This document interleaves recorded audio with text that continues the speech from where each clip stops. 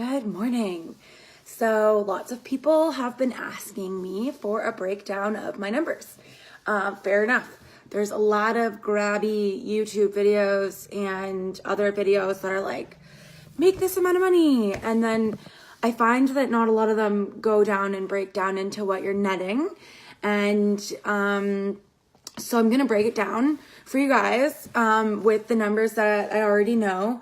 And we're going to talk about what I netted for January 2019 when I made almost $9,000. We were just a little bit short for that month and how things were actually broken down.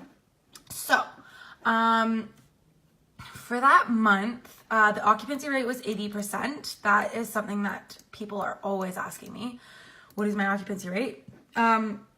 Cleaning fees were $565. That is just for that month. I do $13 a room per booking on my East London properties, and I do $19 cleaning fee at my other property. That is the nicer one. So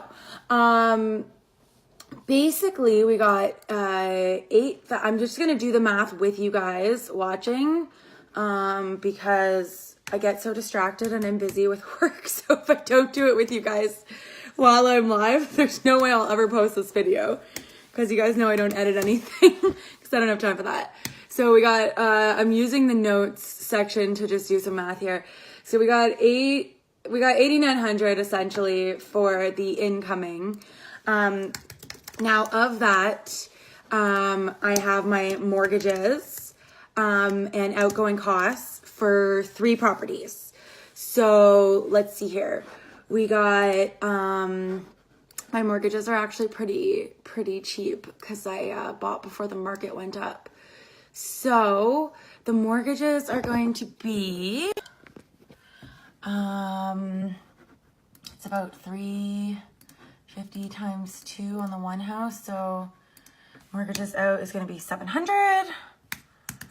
And my mortgage on the other house is, is pretty cheap on the other one. I do bi-weekly payments, by the way, which are ridiculously awesome because they take away so much interest. I do accelerated bi-weekly, so I have to pay 3 payments twice a year, but plus we got that. So I will add all 3 of those up. And the base cost that we have to take out is 700 plus 520. Oops. Okay, so the basic cost we have to take out of it is 3320, which leaves us with 889849. So what is this? 557849. I'm not done yet, so don't say, oh, what about utilities? I'm not done yet, so just give me a second here. What I wanted to talk about first was, firstly, this 3,300 is a write-off. And of that 3,300, currently, what is that? 1,320 is going into mortgage, principal, and interest. So what that means is I've owned my properties for 7 years for one and 4 years for the other.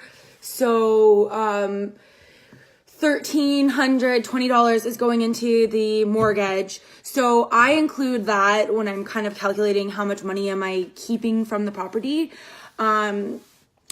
And obviously I don't have that in my pocket.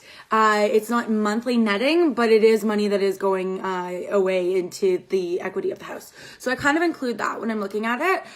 So what we've got after we take that out though, if we're not going to include that in the net cost, is about $5,500. And then we have to include hydro. Gas is pretty consistent at all 3 properties. So gas is between $60 to $80 at each property. So I'm just going to use 70 as an average times 3. So the gas is, we're going to take away $210 between all 3 properties. The hydro varies. Actually, my biggest house has the cheapest hydro bill because I live in it and I'm cheap.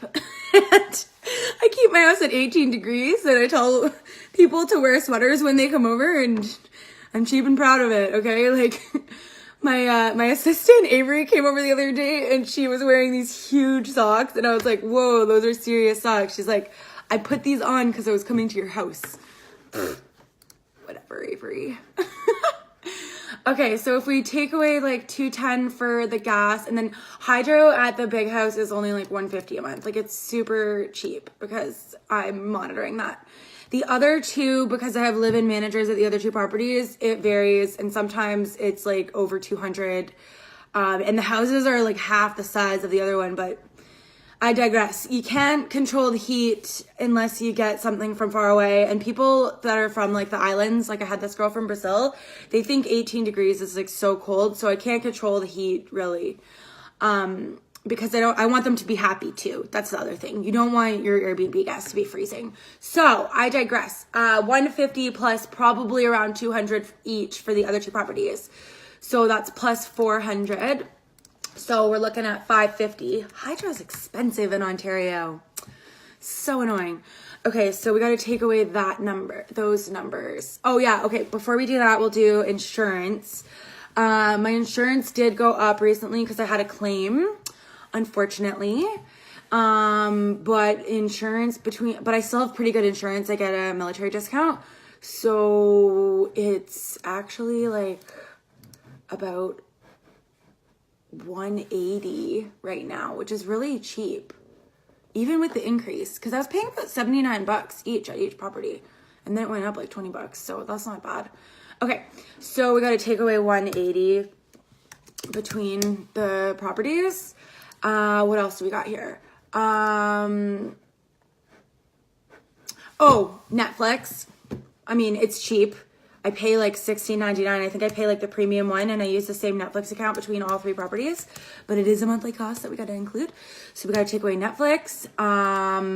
Internet. I have great deals on internet. So if you're thinking about doing Airbnb, I do unlimited internet with the companies that basically take it from like Rogers, or they take it from Bell. So my internet is like $70 a month, unlimited. It's like medium speed. I'm not going to say it's like high speed. I have high speed in one property because I found a really good deal on it for like 80. So it's 80 plus 70 for internet between the three properties. So we got to have to take away 220. Okay. What else are we including here? Oh, property taxes. On two of them is something that needs to be included. So property taxes. My property taxes are not really that bad. They're somewhere just about like 120, but I only pay property taxes on two of them because one of the properties is a lease. So 120 times 2. All right. So we're at 240. So I think that's most of the outgoing costs. Okay, the live-in managers also pay rent. So usually I don't have cleaning fees. I was in between managers at one of my properties, and I also don't clean the one that I live in. I have a cleaner for that. So I need to add those numbers. And I don't know what they are off the top of my head, but I can at least give you guys kind of an idea of almost pretty accurately on what I'm netting. If I take away and do some math. Okay, I'm almost done, guys. So we got 5, 5, 7, 8, 49. We got to take away 210 and take away 180 and take away Netflix, the big old $16.99. And 220 for internet on 3 properties, and 240. So the net is 47.11, 50 cents plus whatever I was paying the cleaner. So I mean, even if I paid the cleaner like $250 or $300, I think that's including everything that I pay. So I still, even on the high side, if I paid the cleaner like $300 for the month of January or $400, like let's just overestimate it. I still netted like $4,300 for the month of January. So I feel like that's pretty good. Plus, on top of the $4,300 that I netted, like $1,320 of that is going into principal and interest for my mortgages.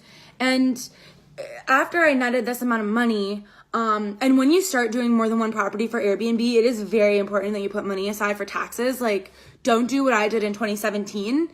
And that was use all my money for trips and not put any money aside for taxes. Like, I learned that lesson the hard way, because even though I'm netting this amount, yeah, that's after mortgage payments and everything. I'm pretty sure. Yeah, because I took all that money off of, yep. That's after mortgages and rent, because I'm renting on one of the properties. I'm pretty sure. Oh no, did I do no, I did the math, right? Dan, don't screw me up. I hate math and it's early in the morning. No, that's right. That's how much I netted. Like $4,700 minus whatever the cleaning fees were.